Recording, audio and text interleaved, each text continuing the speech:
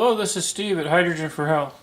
Today what we're going to do is we're going to measure the H2 content of this new hydrogen water bottle we're carrying, and we're going to go ahead and do that on video so you can see the parts per million of hydrogen that this bottle can infuse into the water. First off, we're going to fill the bottle with water up to the top. For best results, you want to fill this right to this line right here. A little bit of pressure that this bottle produces when it's generating the hydrogen, the less air volume that's left in the bottle, the better, because pressure puts a little bit more hydrogen into the water. So for best results, fill it to about that line.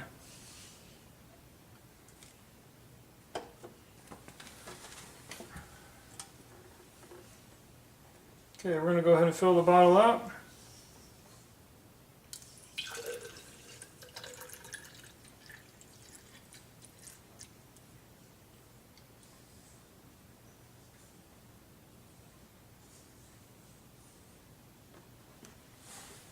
See where I have the water level.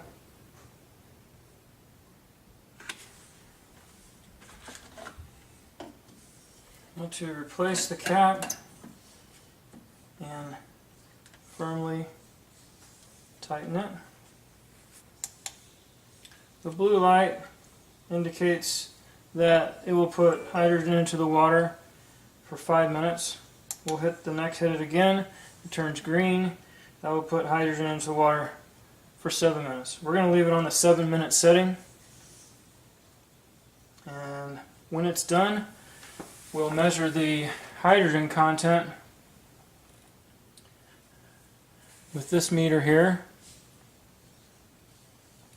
This is the ENH1000. This is manufactured and produced by a company in Japan.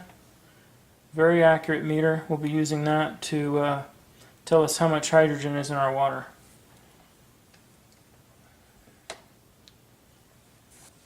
While the hydrogen is being infused into the water, I'm going to tell you a little bit about the technology that is used in this to put the hydrogen in the water.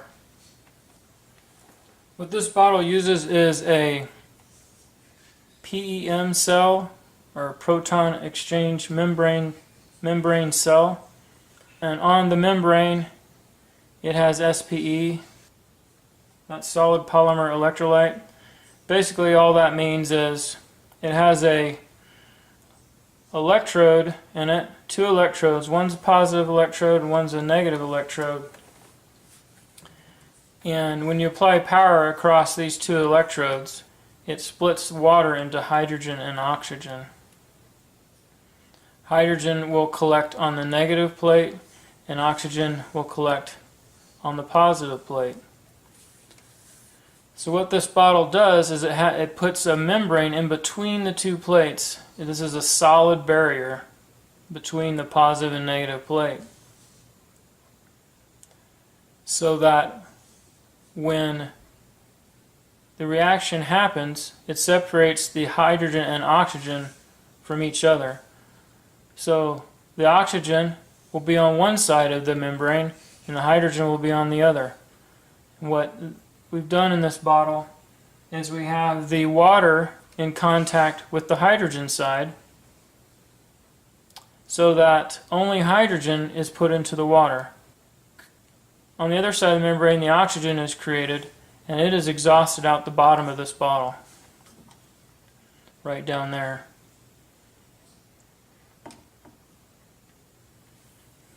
That way you only get hydrogen in the water, no oxygen in the water. So I'm going to tell you why this is important. Right here I have another hydrogen bottle. This is a different type of technology. This one does not have PEM with SPE. This one here is just a straight electrolysis. So what happens in this bottle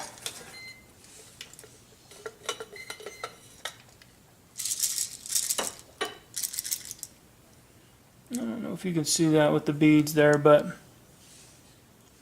there's two plates in the bottom of this, or two electrodes. One of them is positive and one of them is negative. As you can see, they're both on the same side. So, well, there's a good picture of them. So this has the positive and negative electrode in your water. They're not separated. So what happens is, as hydrogen is being made in this bottle, the hydrogen and oxygen are both being put into the water.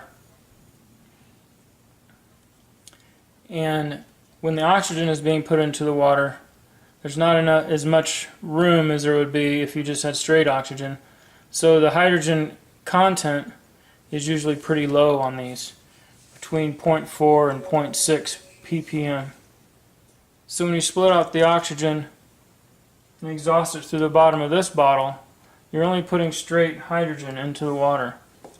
Another reason why this technology, we call it SPE technology. Another reason why this technology is good is on the anode plate, which is your positive plate,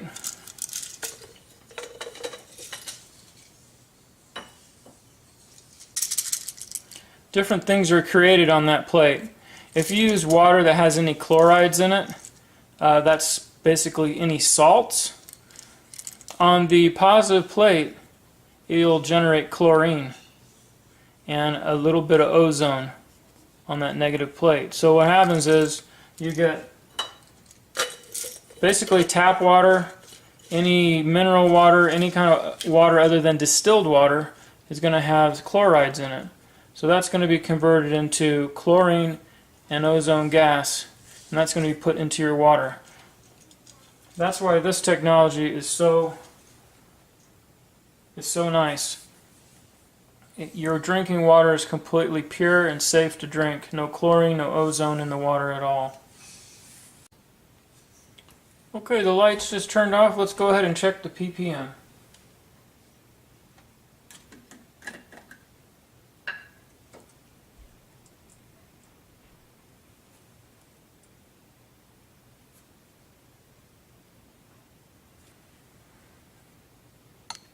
Alright, right now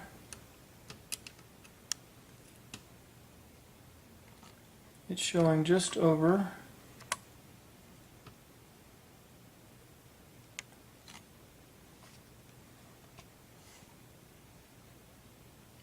just over 1 ppm,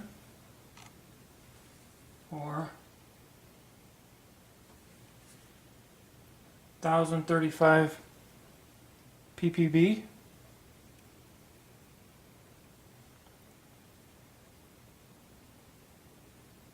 Not too bad. I've seen it up at 1.4.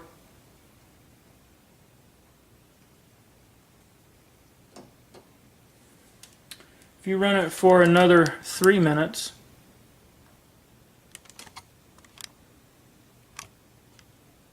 the concentration will go higher.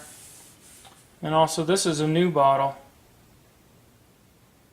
As you use your bottle, the concentration will get higher as the membrane gets broken.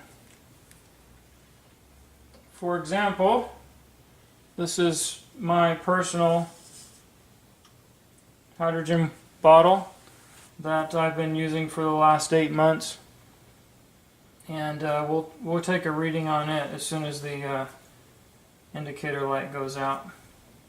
And I'll show you what the difference is in a bottle that's a little bit older, a little bit more broken.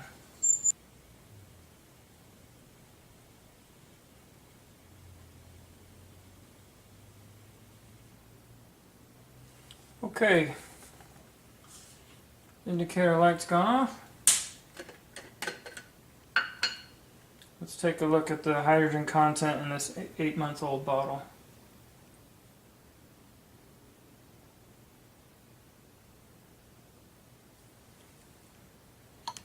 Let's see, hopefully you can see that. Let me zoom in.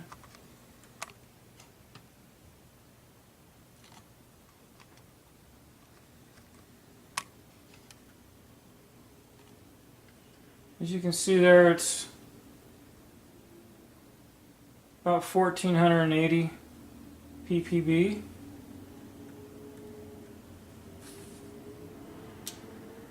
.48 ppm.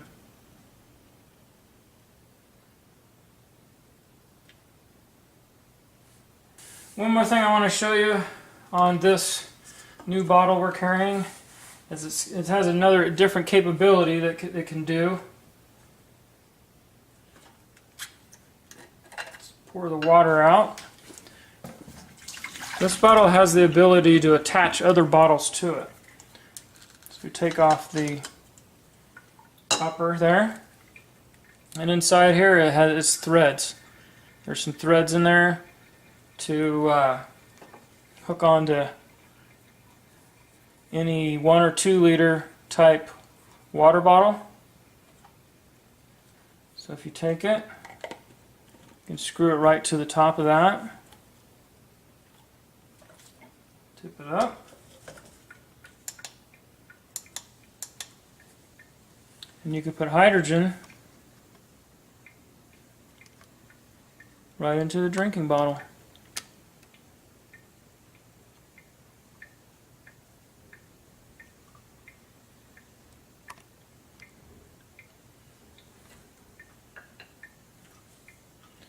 You can find both of these products on my website.